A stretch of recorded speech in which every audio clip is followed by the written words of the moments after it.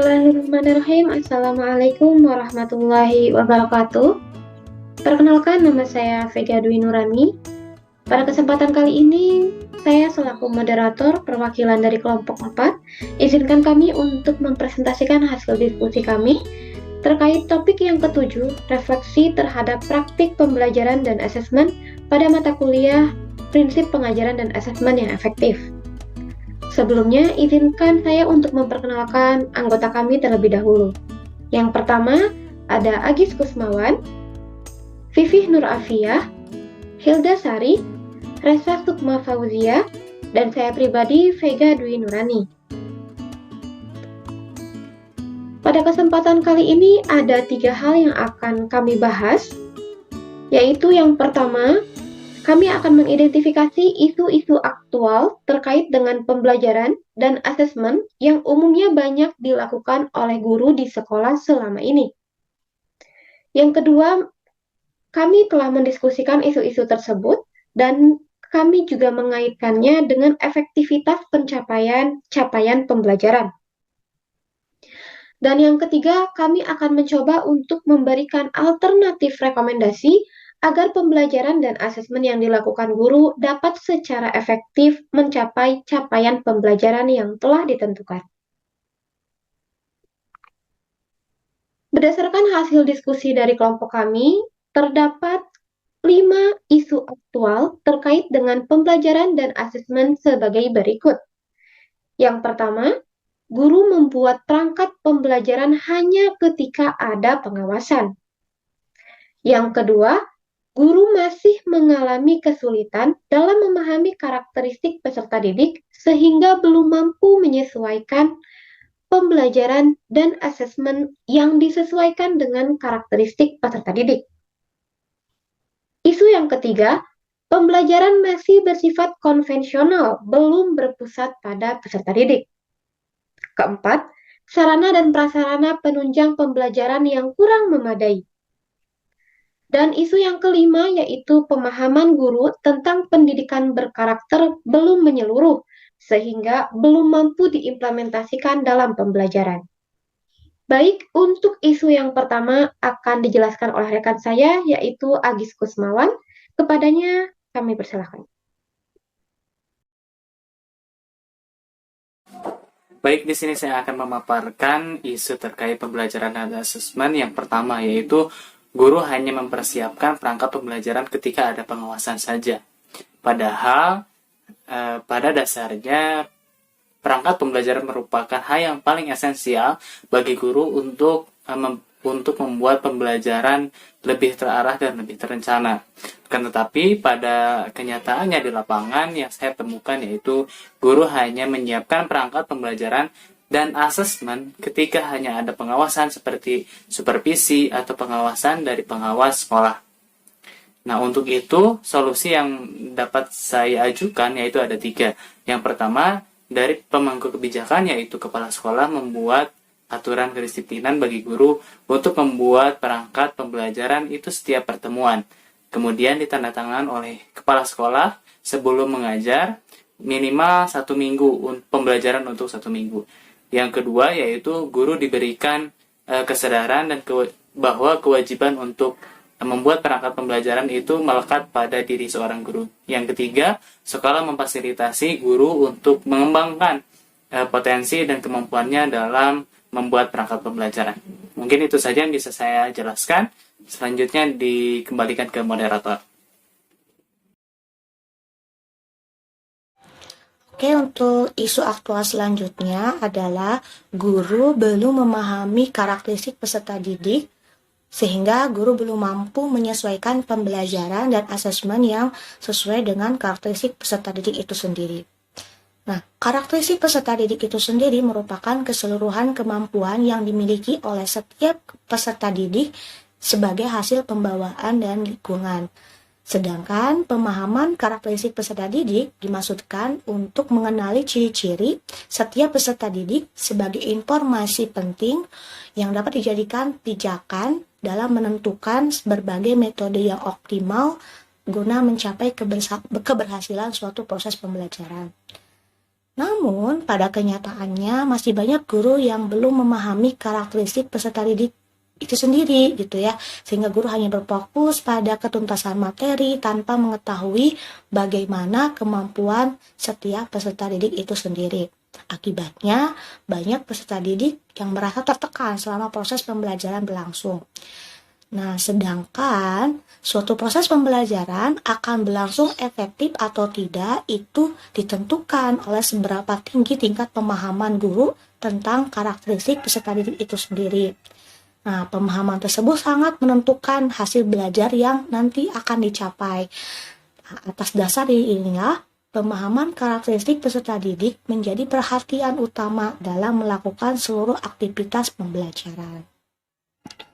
Nah, berangkat dari itu, rekomendasi solusi yang kami tawarkan yaitu 1. Guru membagikan angket atau melakukan observasi untuk mengetahui karakteristik peserta didik di kelasnya. Nah, untuk melakukan angket ini bisa menggunakan isian secara langsung melalui kertas ataupun secara online melalui Google Form. Di situ setiap peserta didik dapat mengisi informasi-informasi yang mungkin kita butuhkan untuk mengetahui karakteristik peserta didik itu sendiri ya. Lalu yang kedua, guru dapat mengikuti pelatihan. Nah, pelatihan di sini guna mengetahui bagaimana cara kita mengetahui karakteristik setiap peserta didik sehingga dapat disesuaikan dengan pembelajaran dan asesmen yang efektif, sehingga di sini guru mampu menyusun pembelajaran asesmen yang disesuaikan dengan karakteristik peserta didiknya. Lalu yang ketiga, guru merencanakan pembelajaran dengan tepat. Ya, jadi di sini guru harus berlatih bagaimana merancang pembelajaran yang tepat dan efektif, sehingga di sini kita akan mengetahui terlebih dahulu bagaimana karakteristik peserta didik itu sendiri. Mungkin sekian penjelasan dari saya lanjutkan ke pembahasan selanjutnya. Baik, pada kesempatan kali ini saya akan menjelaskan mengenai isu yang ketiga, yaitu pembelajaran masih bersifat konvensional dan belum berpusat pada peserta didik. Pelaksanaan pembelajaran pada praktiknya masih banyak yang dilakukan secara konvensional, yaitu guru lebih dominan menjelaskan materi di depan kelas atau secara tidak langsung dengan menggunakan metode ceramah. Berikut ini adalah beberapa alternatif solusi yang kami tawarkan dalam mengatasi permasalahan tersebut. Pertama, guru harus bisa move on dari metode konvensional. Kedua, guru harus memperluas wawasan untuk menemukan model pembelajaran inovatif yang tepat serta perangkat ajar yang terencana agar pembelajaran berpusat pada peserta didik. Dan yang ketiga, model pembelajaran yang dapat digunakan diantaranya problem-based learning, project-based learning, discovery learning, dan inquiry, dan lain-lainnya. Demikian dari saya, terima kasih. Dilanjutkan oleh rekan saya berikutnya.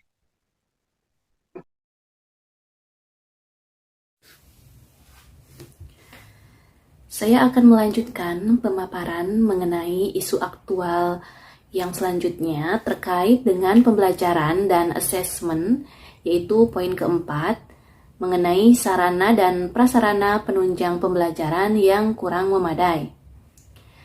Nah, sekolah merupakan sebuah tempat di mana para peserta didik itu banyak menghabiskan waktunya untuk belajar, mengembangkan diri, kemudian bersosialisasi dengan orang lain juga.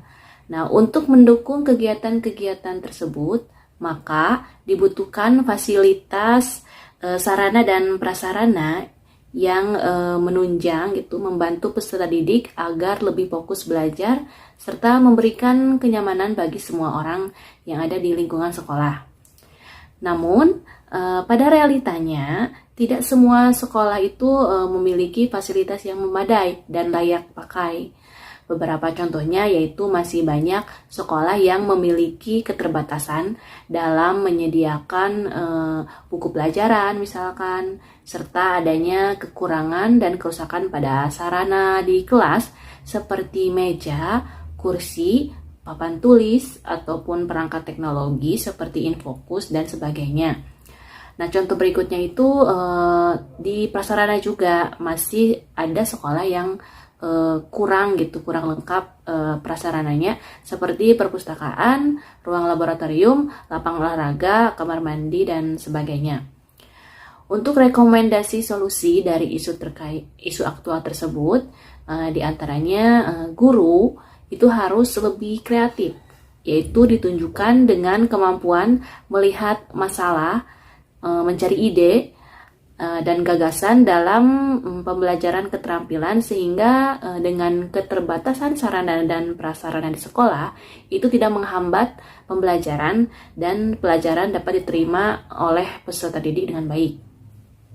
Nah, untuk rekomendasi solusi selanjutnya itu pihak sekolah itu bisa membuat surat pemenuhan sarana dan prasarana kepada pemerintah agar sekolah dapat diberikan sarana dan prasarana yang layak dan lebih terjamin ke depannya dengan adanya bantuan dari pemerintah tersebut.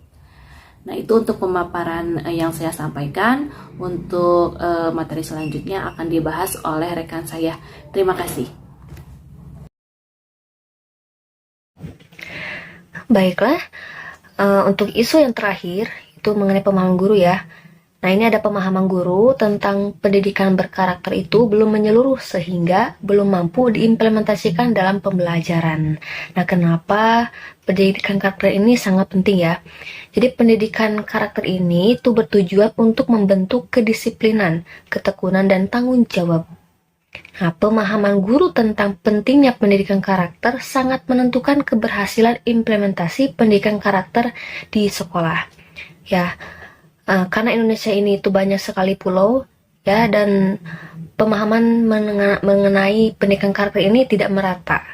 Jadi mungkin ada di daerah-daerah atau ya yang terpencil itu sulit mendapatkan informasi. Nah, namun tidak banyak guru yang secara eksplisit telah mendesain kegiatan pembelajarannya untuk mengembangkan pendidikan karakter.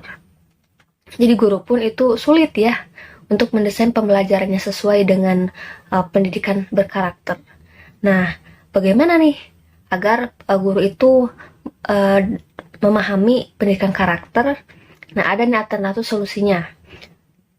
Mengikuti pelatihan webinar ya.